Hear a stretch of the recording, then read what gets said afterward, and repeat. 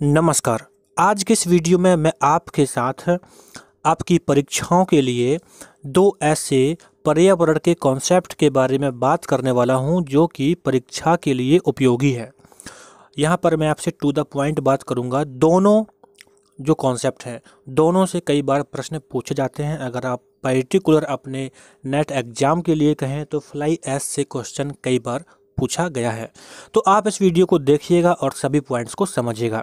और साथ ही साथ मैं बता दूं, यहाँ पर मैंने जो नोट्स क्रिएट किए हैं मैंने इसे खुद लिखा है। तो हो सकता है कि आपको मेरी राइटिंग थोड़ी अच्छी ना लगे, बट मैं इस तरह से लिखने का प्रयास करता हूँ कि आप इसे आसान तरीके से बाद में याद भी कर सकें। तो इन पीडीएफ्स को प्राप्त करने का बड़ा आसान तरीका है, आप मेरे टेलीग्राम चैनल पर जाएं। मैंने टेलीग्राम चैनल का लिंक आज के इस वीडियो के डिस्क्रिप्शन में प्रोवाइड किया है, वहां पर आपको ये पीडीएफ मिल जाएगा। तो आप मेरे साथ जुड़े रहें। यहाँ पर जो भी मैं पीडीएफ आपको दूंगा इसका कोई चार्ज नहीं है, it's free. Just you need to read it. आप इसको पढ़िएगा और स्टडी करिएगा। जैसे कि मैं सोशल मीडिया के लिए बात कर दूं, तो आप वहां पर जाते हैं तो आपके साथ कई बार ऐसा होता है कि अब पीडीएफ को सेल किया जाता है, बहुत सारे कोर्स को सेल करने की बात होती है। तो मुझे नहीं लगता है कि आज के इस युग में आपको कुछ ऐसा परचेज करने की नीड है, क्योंकि ऑलरेडी यूट्यूब पर आप जाइए, जो वेबसाइट्स हैं वहाँ पर जाइए, बहुत सारे महान लोगों ने, मैं तो महान ही बोलूँगा क्योंकि उन्होंने मेहनत करके ऐसे ऐसे कंटेंट डिजाइन किए हैं जिन्हें आप फ्री में पढ़ सकते हैं। यूट्यूब पर जाइए, कितने सारे टीचर हैं जो कितना बेहतरीन पढ़ाते हैं। आप बहुत सारे लोगों को जानते होंगे, तो आप उनसे पढ़िएगा। मुझे नहीं लगता कि किसी तरीके से आपको किसी कोर्स को परचेस करने की नीड है। तो आजकल अगर आप में है चीज़ों को सीखने का, समझने का, तो आप फ्री भी कर सकते हैं। सो ओके, तो ये छोटी सी बात आपके साथ शेयर करनी थी, लेकिन अब यही बोलूँगा कि आप समझिएगा इसको। और जो मेरा टेलीग्राम चैनल है वहाँ पर आप ज्वाइन कर लीजिए, और पीडीएफ जो भी मेरे पास होंगे मैं उसको शेयर करता रहूँगा। तो जल्दी से शुरू करते हैं। यहाँ पर आज मैं लेकर आया हूँ फ्लाई एस के बारे में। क्या पॉइंट्स हैं देखिए। फ्लाई एस आप इसको पहले भी सुने होंगे। जो फ्लाई एस होती है एक तरह से ये धूल होती है। आपने देखा होगा जहाँ पर पत्थर तोड़े जाते हैं या फिर जहाँ पर सीमेंट बनती है, तो वहाँ पर बहुत छोटे छोटे पार्टिकल्स होते हैं जिसकी धूल आसपास लगातार उड़ती रहती है।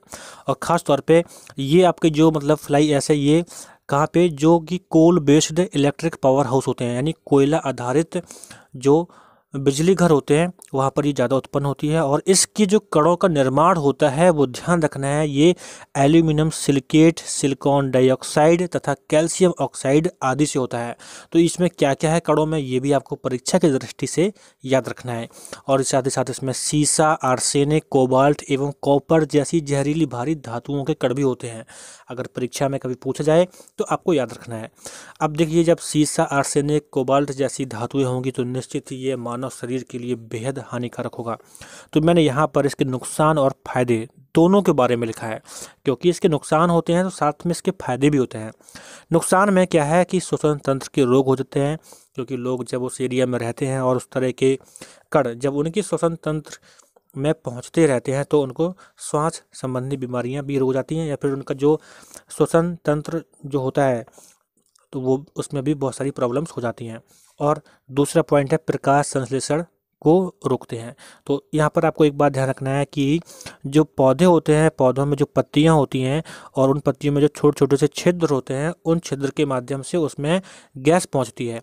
लेकिन जब उन पत्तियों पर इस तरह की ये धूल, ये जो कण जम जाते हैं, तो वो स्टोमेटा जो होते हैं वो बंद हो जाते हैं और उसमें फोटोसिंथेसिस की प्रक्रिया नहीं हो पाती है, और जिसकी वजह से वो पेड़ पौधे बाद में सूख जाते हैं या ग्रोथ नहीं कर पाते हैं। और आप जानते हैं कि अगर पेड़ पौधे ग्रोथ नहीं कर पाएंगे तो फिर क्या प्रॉब्लम्स होगी। फायदे इसके ये होते हैं कि जो फ्लाई एश होती है ये काफ़ी हल्की होती है, तो इससे बनी जो ईंटें होती हैं वो मजबूत होती हैं और हल्की भी होती हैं। साथ ही साथ जहाँ पर लैंड फिल्स करना होता है, इट्स मीन्स दैट ऐसे एरिया जहाँ पर ज़मीन खाली होती है वहाँ पर भराव करना होता है, तो उस जगह पर इसका यूज़ करते हैं। और खेतों में छिड़काव से जल ग्रहण क्षमता भी बढ़ती है। क्या होता है, जो खेत होते हैं अगर इसमें छोड़ दिया जाए इसको, तो खेतों में जो जल ग्रहण की क्षमता होती है वो इनक्रीज हो जाती है, बढ़ जाती है। लेकिन साथ ही साथ मैं बताना चाहूँगा कि इसकी ये भी समस्या है कि जिस एरिया में इसको भर दिया जाता है तो वहाँ पर ये बहुत सॉलिड हो जाती है। सॉलिड होने की वजह से जो पेड़ होते हैं उनकी जड़ें दूर तक नहीं फैल पाती हैं, और कई बार पेड़ आसान सी आंधी में ही गिर जाते हैं। तो ये भी इसका नुकसान होता है, तो आप इसको याद रखिएगा। तो इसके बाद यहाँ पर है निलंबित कणकीय पदार्थ। ध्यान रखिएगा कि ये आपका जो फ्लाई एश है, मैंने यहाँ पर जो पॉइंट्स बोले हैं इसी में आपको खास याद रखना है कि कहाँ से उत्पन्न होता है, कौन कौन सी धातुएं होती हैं, नुकसान क्या है, फायदे क्या है, इन्हीं से संबंधित प्रश्न परीक्षा में पूछ लिए जाते हैं। अब यहाँ पर आता है suspended particles matter, particulate matter, जिसको हम बोलते हैं निलंबित कणकीय पदार्थ। तो आपको इसका साइज याद रखना है। इसका साइज होता है 0.01 माइक्रोमीटर से 100 माइक्रोमीटर तक। और ध्यान रखना है कि जो 10 माइक्रोमीटर से छोटे कण होते हैं उनको PM10 कहा जाता है।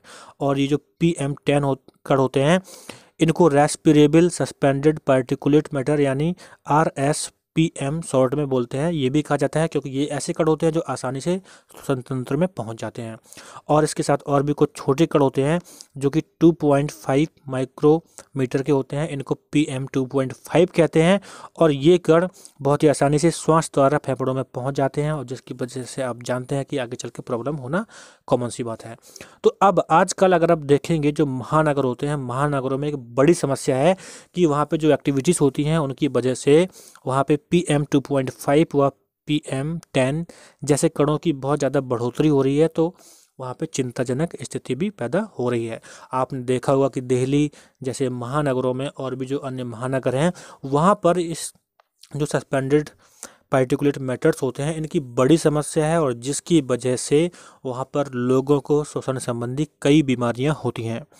और इसके बाद आप यहाँ पर अब देखिएगा एक ऐसा क्वेश्चन जिसे आपके परीक्षा में पूछा जा सकता है।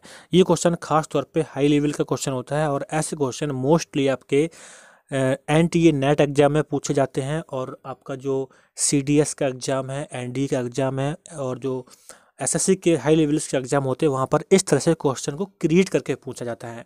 होता है क्या है कि यहाँ पर प्रश्न जो बनाया जाएगा उसमें लिखा रहेगा कि इनमें से कौन से कथन दिए जाएंगे, बाद में आपको कूट में से सिलेक्शन करना होता है कि कौन सा सही है। तो पहला कथन यहाँ पर कहा गया है कि SPM यानी जो सस्पेंडेड पार्टिकुलेट मैटर्स होते हैं वो ठोस एवं निम्न वाष्प दाब वाले कण होते हैं जिनका आकार इतना होता है।